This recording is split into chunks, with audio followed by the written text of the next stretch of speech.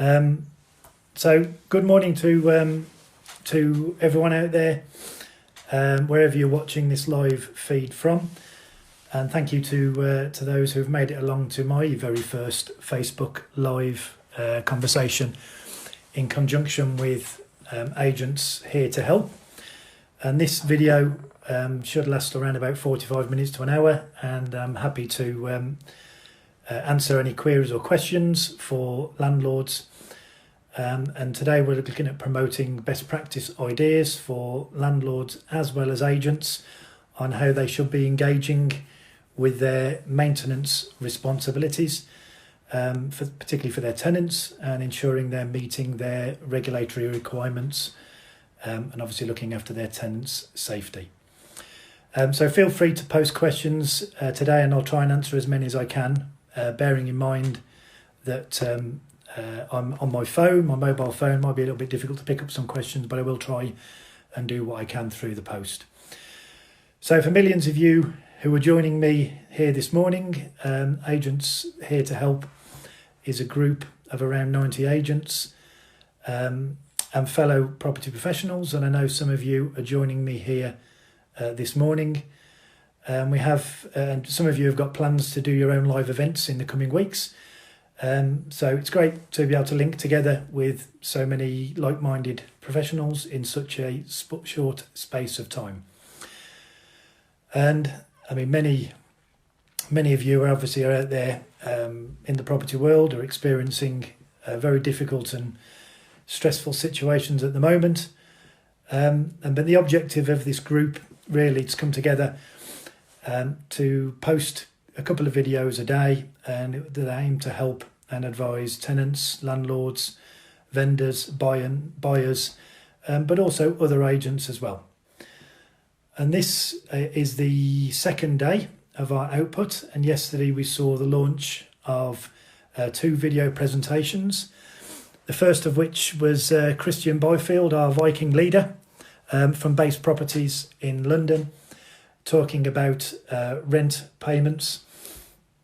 And Christian gave out some great ideas on how to best manage these very difficult situations and provide an update on legislation, protecting tenants from eviction, and some really good, helpful advice on tenants who can help themselves by managing their financial affairs. And I know that thousands of tenants across the country are concerned with the impact that this virus is having on them and their families. And as an agent, we're dealing with this situation in a host of ways, many of them very different to what they were previously. Yesterday afternoon, following Christian, we had a very well-respected presenter called Russell Quirk, who gave us some really good insight into the sales market at the moment. And Russell discussed some differences between what we're experiencing now and what happened as in previous recession times. So some very interesting points are made. And I know that going forward we'll have some future topics that will cover both the sales and rentals market over the coming months, and other related material. And I think later today, 3 o'clock, I believe, we've got Breffney O'Kelly, who is offering her insight into hints and tips that you might want to consider when you are buying a property. And those of you who are interested in keeping up to date with these live videos, feel free to make contact with us, register with Agents Here to Help on Facebook or other social media channels, and hopefully the guidance you'll get from is quite informative.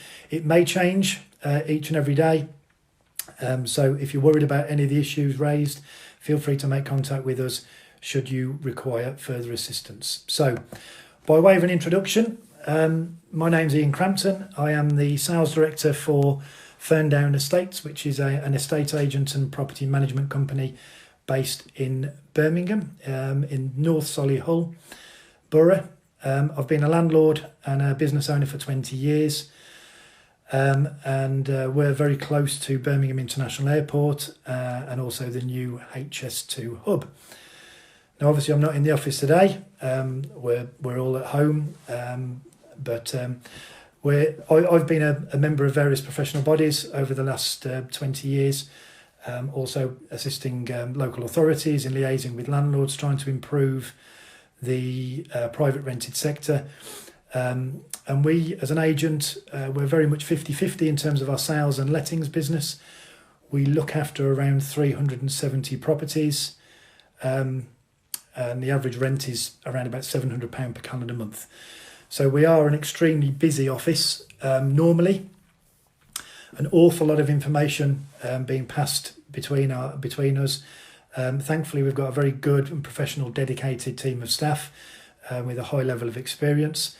But during recent weeks, we've introduced a lot of new working practices to help ensure that our tenants and our landlords and even our contractors are remaining safe and looked after and communicated to. And we know that many of you out there have had to radically change your day-to-day lives. We've all had to learn new technology. We've all had to use different gadgets. We've been getting our work phones issued out to our workplaces. So we've got work phones into our network and computers, and we've been setting up various meetings for conference meetings using Zoom and WhatsApp and FaceTime. I wish I'd had shares in Zoom before all of this started. I'm sure a lot of people can say that. But obviously for us, it's trying to carry out what we think is business as normal, or as normal as it can be. Now, I'll admit I have struggled quite a lot with some of these new practices myself, so I will apologise in advance if you can only see my lips move at the moment and I'm on mute. Hopefully, again, somebody will be able to let me know that everything's okay. But it's important that we appreciate these new ways of communicating. I think many of these new methods will have a role to play as we come out the other side of this pandemic. And for me today, this topic about maintaining your responsibilities, great communication certainly underpins much of what I'll be discussing in this video. And I think Christian pointed it out as well yesterday in his video content.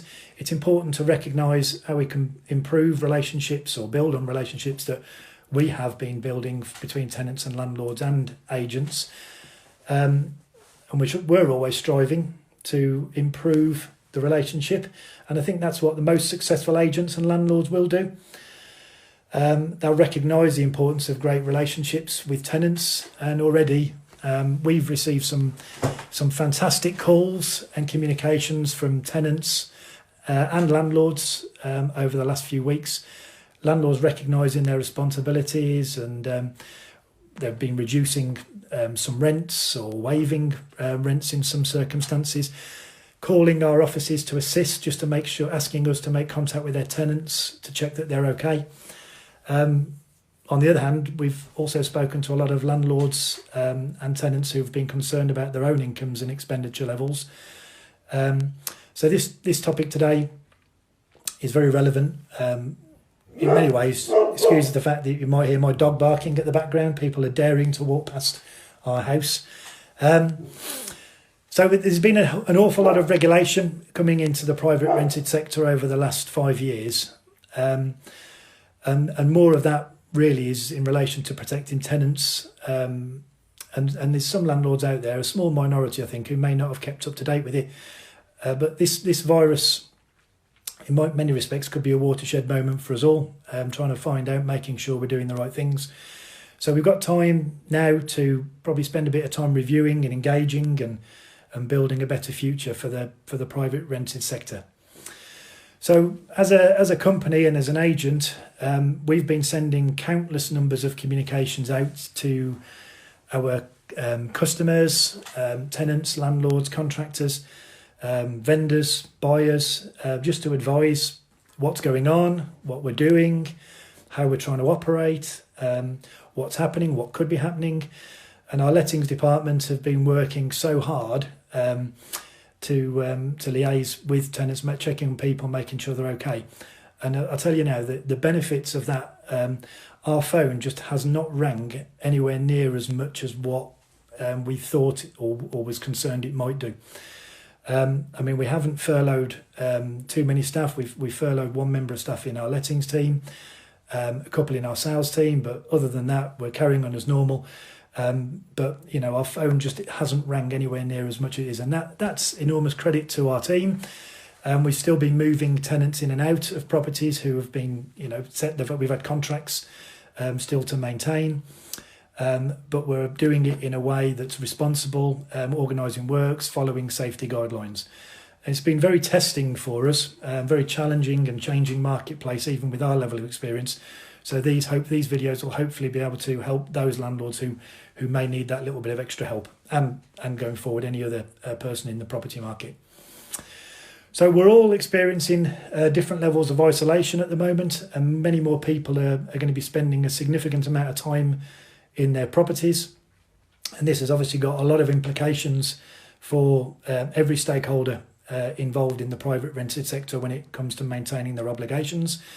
So without further delay, I'll go through some of the questions that we're getting asked at the moment in terms of landlords maintaining their properties. So the first question that we're getting asked a lot is, am I allowed, or can I send contractors to properties to carry out maintenance issues?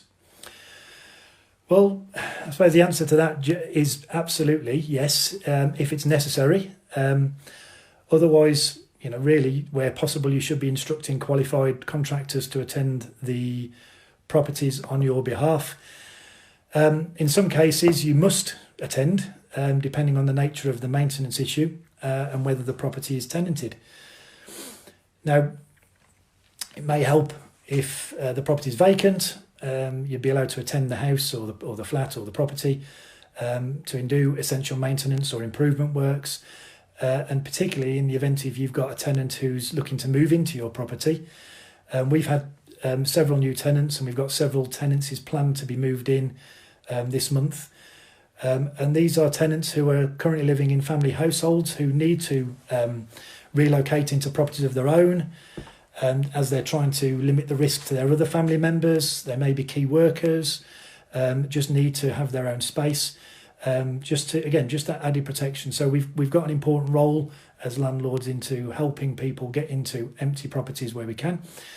And even, to a point Christian mentioned yesterday, referencing that now is a good time. If you've got an empty property, don't think of it as a void. Think of it as a genuine opportunity to improve that property, improve the fixture and fittings, get it ready for when this blows over. We've got people out there genuinely looking at moving again. So attending, getting on with some work, getting on with essential works, especially if it's absolutely necessary, and allowing tenants to access their properties. But if in the event you're contacted by a tenant who's in a property and it's an emergency situation, you must try and do everything you can to respond and deal with the situation as you would do normally. You certainly shouldn't be ignoring any request or help from a tenant at this time, even if you think in your own mind that it may not be the most important thing. And this is where great communication will underpin what the outcome is. So you may need some mediation, and that's a skill in itself, to sort of decide between yourself and your tenant what you would agree as essential works. At our agency, we're assessing all sorts of issues at the moment, every day, being raised and prioritising multiple cases. We had a case over the weekend where a tenant contacted us with the flat above. The water tank exploded, so we're having to deal with that. Trying to contact the owner of that property, which was really difficult. But we're visiting properties, we're cleaning properties, refurbishing properties at the moment. We're doing our safety checks, and even with tenants who are leaving our properties, we've then got to carry out those checkouts and returning deposits. But it's what if the work's not considered essential? This is the mediation bit. So the majority of minor jobs we're earmarking. Obviously, we're confirming with the tenant we've received their inquiries, but in most cases, some of these minor works can be left. But you've just got to acknowledge and confirm to the tenant that they're happy with that as well. So things like basic redecoration, cupboard doors loose, things like that. drawers sticking. I mean, this is probably stuff that you can be saying to your tenant, look, we've acknowledged it, we'll record it, we'll keep in contact, keep us informed if it gets any worse. But it is important for yourself that you record these communications and that you've acknowledged that you've spoken to your tenant. So these minor issues, they've got to be regularly monitored in case they turn into more serious ones. But my advice, the best tips that we're picking up at the moment is using mobile phones or video technology to capture some of these issues that are being reported. And that, in many cases, by having those conversations with your tenants face to face, can be more helpful than trying to communicate by email. But it actually allows you or your contractor, if they're involved in the call, to see and visualise what the problem is firsthand. And I can't stress to you how much benefit that is, because it really allows you to see what the problem is without visiting the property. But some tenants may struggle. They may not have that sort of technology. You may need to help them with that, provide some guidance, provide some support. We've been using a platform for a little while now, which allows tenants to upload their problems by taking photos. But even photos themselves can be fantastic using WhatsApp. So you can see what the issue is, and that allows your contractor or yourself to maybe go to that property fully in the knowledge of what the problem is likely to be, and even taking those tools or those parts that you're going to get the job done with only one visit, and that's important.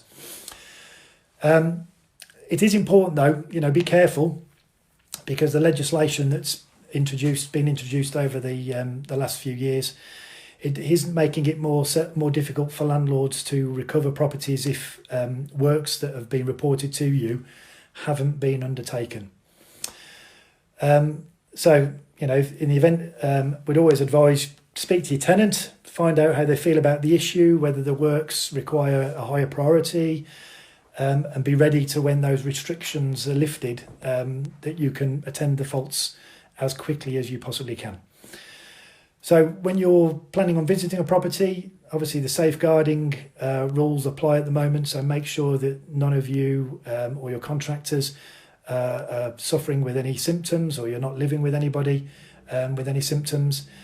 It's obviously important that you check with your tenant that they're in the same, or they're not living with anybody who's got symptoms. It is important, don't be carrying out any work where anybody is suffering, particularly those who have really high vulnerability. We've got a number of real high risk tenants, and unless it's an absolute emergency, we're really being conscious that we're not getting out to those properties to undertake any works. And in the event of an occupier who genuinely just does not want you to visit the property, you absolutely should not be looking to apply pressure on that occupier, or certainly not turning up unannounced in order to try and get access. And we know that we have allowance to serve notice to say that we're getting access to the property. I mean, I think it's a given that is absolutely something that should not be done. There's many people are extremely anxious about their situations and them being exposed, coming into contact with people. At the moment, I myself suffer from quite a bad form of asthma, and I've been quite reclusive over the last few weeks, isolating myself away and trying to, taking my dog walks very early in the morning or very late at night. And I think we all got to be conscious that some people just really are very anxious at the moment, so we don't want to be adding any pressure to them. You've got to take people's feelings into account here. So, but clearly note your attempts to gain access to the property and the tenant's responses, that you're trying to undertake your legal responsibilities. We're trying to keep our tenants safe. But in the event that you've got something that's really serious and you just can't get access, one other option is maybe contact your local authority or a housing officer for assistance to see whether or not they can have some communication with that tenant. But again, just be careful, but just be conscious. We want to look after the tenant's well-being. So again, make sure that no one's suffering from any symptoms. If your contractor's carrying out works at an occupied property, what best practices should they be following? Well, obviously most tradespeople are parts of accredited bodies, and they've been receiving their own communications on the safety measures they should be taking to work safely. Obviously, if the property's empty, again, doesn't matter. But in the event of, by the way, if you are going to an unoccupied property, or one that's just been recently vacated, one best practice thought which came up in a conversation with ourselves is you shouldn't really be looking to visit that property unless it's been really cleaned, and probably leave it 2 or 3 days after the tenant has vacated. Check in with that tenant for any symptoms that they may have suffered from, but just leave it a couple of days before you visit that property to carry out any works. But in the event of someone visiting a property where it's occupied, there's some best practice guidelines I've made note of. Most of these, they should absolutely be followed anyway as normal etiquette. But particularly, there's a couple of extra bits in here due to the current situation. So firstly, communication. Communicate clearly with your tenant about the works that you need to undertake when you visit a property. If the tenant has called you under an emergency repair, try and get them to send you a little video or photo of the problem so you can identify the seriousness of the problem. Also allow you to ensure that when you visit the property, and this is a good one, ask the tenant if they can get the area clear for you in advance. Make sure they've cleared the place so that you can but having the video and the photos in hand, you can take the relevant tools and the parts with you. On the day of the work itself, we always call ahead. We always call again to check that customer is still okay for us to visit. Don't just turn up on the day expecting to be let in. Use the call to also ask if they've got any symptoms, if anyone's self-isolating, check what time that you can go into that property, and also who is going to be attending that property visit. Apologies for that phone, I've just put it back onto Do Not Disturb. Hopefully the team can pick that up. So if the tenant's suffering from symptoms, then you've got to obviously inform any contractor who is planning on attending to do the works. Ask the tenant if they're going to remain present during the works or whether they will move themselves out of the property for their daily exercise. Obviously, in some cases, if the tenants aren't going to be there, you may need to arrange access, take keys if you've got copies of keys and you're letting the tenant know that you're going to need to let yourself in and they give you authority for that. Make a point of disclosing who's attending, and also whilst the contractor is visiting, if it's a contractor who maybe is multi-skilled, are there any other issues that can be carried out while they're there?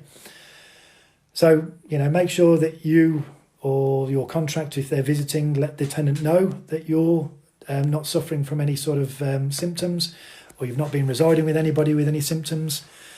And again, ask the tenant, check that they've got the area clear that you're going to be working in. Make sure that it's clear and clean. When you're turning up at the property, if it's a contractor, get the contractor to show his ID before knocking on as he's arriving at the property if you can, and don't shake hands with people. I know that's an obvious statement to make. I think it's an instinctive thing that thankfully is dying out a little bit. Wear suitable gloves, clothing, and if need be, maybe a mask. Ask the occupants. If you're working in the property, can the occupant stay in a different room from you? Reduces the anxiety levels a lot. Ventilate the rooms where you're working, opening a window if you can, and particularly for contractors, handing over anything at the end of the work, so not getting signatures, handing over legislative paperwork at the end. Just be careful on how that's handled. But again, down to a good level of communication between you, your tenant, and your contractors. It's critical in these circumstances, but obviously these are the sort of practices you should be using anyway in normal practice. So, what can tenants do to help? Well, I've touched on most of them there. So, from a tenant's perspective, just try and respect the fact that your landlord's also working in difficult circumstances. It's a difficult time for everybody, and also for contractors. It's sometimes very difficult to get contractors on side. Some contractors just aren't comfortable going into properties that are occupied. But from a tenant's perspective, make a point of getting the area clean and clear, not just when the work is before the work is carried out, but also after the contractor or the landlord has left. Clean and clear the area again. Clean all the appliances and the equipment where they've worked, and that goes for contractors. Just clearing the area allows the contractor or landlord really just to get the works done as quickly as possible and get out. So sending those detailed photos or videos, not just an email saying I've got a problem. Send some photos or ask the landlord if you're happy to have a video call. That's genuinely going to help and speed up the process of getting the works done. Try to understand, some of the more the petty things, or some things can be quite annoying or quite frustrating, but actually in the scheme of things, there may not be emergencies. So try and appreciate that those jobs might not be attended to straight away, and they're things that may have to be put on the back burner for a short while. And in the event, obviously, you are concerned, then speak to your tenant, speak to your agent, speak to your landlord. Try and engage with each other as well as you can, and try and be considerate. Try and see how things can be administered, satisfactorily. But do bear in mind that we're all dealing in a difficult situation here. So, for gas safety and electrical safety inspections, this has been quite a big topic in our offices. Should they go ahead? And the answer bluntly is absolutely yes. So as you may know, that obviously gas safety's inspections have to be carried out every year. Electrical safety checks have come into effect for this July for all new tenancies, and next year for existing tenancies. For us, we're trying to engage with our engineers and electricians well in advance, trying to, we've recognised that particularly for electricians this year, there's a lot of work that's going to be planned. So trying to get ahead of the game, and we've tried to sort of get quite a few tests done before the lockdown occurred. But you might struggle, landlords, you really might struggle to get hold of, your typical contractor. So try and get that engagement done as quickly as you possibly can. Maybe plan ahead, maybe give yourself a bit more time. So if your gas safety inspections or your electrical inspections are due 2 or 3 months in advance, maybe is now the time you've got to be booking these in.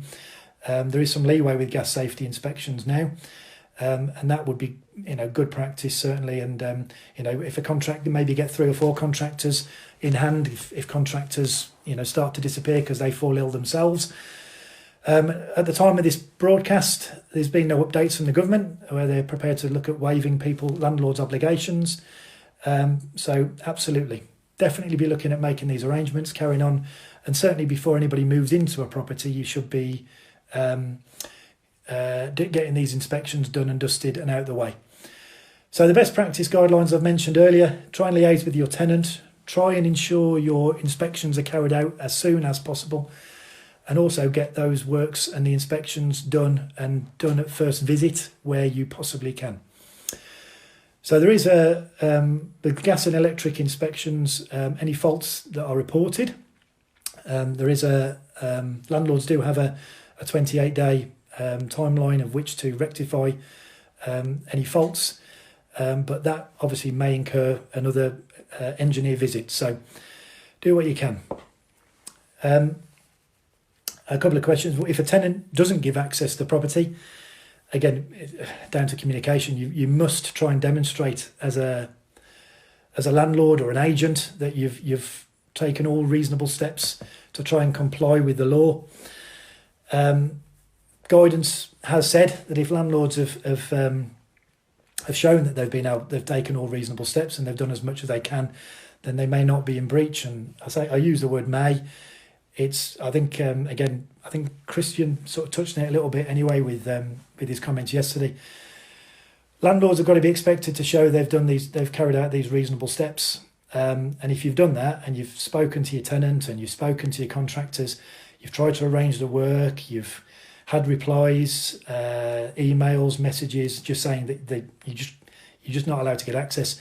I think it'd be very difficult for anybody to ever level at you that you haven't done as much as you can. So, I mean, again, you may want to discuss the matter with your local authority or housing officers who may be able to intervene in the matter. But you've done as much as you can, but just keep that information recorded and do as much as you can do. So people who are sci-fi, and this, things can change. People, you might have a routine or you might have an inspection set up. You might have a visit, some works, and on that day, the tenant calls you. They just don't want you going in there. So don't put any stress on the tenants, and don't put any stress on yourself. As I said, you certainly shouldn't be looking at moving anyone into a property before the legal checks. And for tenants, I'd urge you, do not move into properties where these checks have not been done. So communicate with your landlord or your agent. Make sure you've got copies of gas safety inspections, electrical inspections where required, energy performance certificates, things like that. Do not move into properties without those checks being proven to you. So things like, I've noticed a couple of messages about property inspections, and I was going to go onto this. So this new technology that I've mentioned has helped us sort of tweak and change our working practices. So I think property inspections are, I will say, probably one of the more sort of difficult situations one of the least done from private landlords, in my opinion. And as agents, we all like those drives to properties each and every day, doing rafts and rafts of property inspections. Takes up time, takes petrol, takes wear and tear. And for people themselves currently as tenants, having somebody walk into your property at the moment, just have a look round, is probably not high up on your priorities. So what we've been looking at is carrying out remote property inspections using this sort of technology.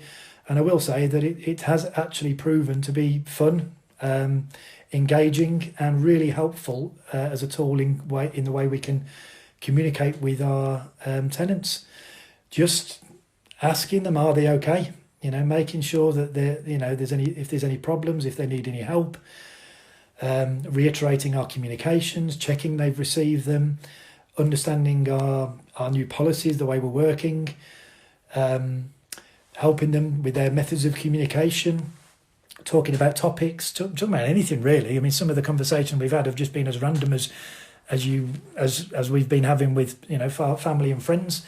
And there is some fantastic technology out there, which I think for us, it's something we're definitely going to be carrying on with once this pandemic finishes. We've been asking tenants to do some video walkthroughs, photos of their properties, and we've been able to use this information to update our landlords on. And we've been doing remote inventories, we've been doing property video walkthroughs using some of this sort of information, and which has been fantastic for us. And again, it's a learning exercise. So this is something that we're definitely going to carry on with once this virus passes. So we do see this as an opportunity. I think pretty much that sums up everything that I've got to go through at the moment. So I noticed I've got a few questions that have been coming through. So if anybody wants to add anything further, I'll just sort of scroll back and have a little carry through. So Christian, what advice would you give to landlords needing to undertake mandated safety checks but being refused by access? Well, as I touched on that in my conversation. So I think just record the information clearly, that communication, remind the tenant, this is, very much for your own safety. But if they absolutely don't want you visiting the property, I genuinely think you really can't do much more than what you've already done. But make a record of that information. Get the even confirmation from the tenant that they genuinely do not want you in there. Once you've recorded that, I think you've done as much as you can do. Establishing what an essential emergency repair is. Yeah, I think things like boilers not working, leaks, electrical faults, certainly things like that we would classify as an emergency repair, and that can be very difficult and very challenging in particularly with, contractors, as was touched upon, some of our contractors have mentioned that they're very hesitant about the idea of going into properties too readily. And we're just having to make them land tenants and contractors work together to try and get that distance away from each other while the work is going to be carried out, and isolating that area as best we can. You've mentioned there, Christian, about some video inspection. Yes, absolutely. And I think genuinely, we've got some tenants who just calling them is an important thing. Just to make sure they're okay. They don't have many relatives to hand, or calling them and talking them through how they can set up their device so they can receive video calls or Zoom meetings or whatever. And we've already started having some really nice interactions with our tenants over the last few weeks, and they will genuinely continue. And another one from Christian. Are there anybody else out there want to add any comments or questions? Any changes you've made to due to Corona that you are adopting long term? Absolutely. Yeah, this. Sending communications out to tenants in different formats, and absolutely, definitely what we're going to be carrying on doing. So if there's anybody else out there who wants to fire out any more questions in the meantime, feel free to do so. I'm conscious that we've only been going for just under 40 minutes, but I said it was going to be about 40 or 45 minutes. I'm expecting some comments from some staff, maybe at some point. Thanks, Debbie. Thank you. Really liking all the advice. That's good. Again, is any landlords out there or agents out there who have added to or want to add any comments into this about things that they've experienced? Feel free to do so. It'd be great to hear from you.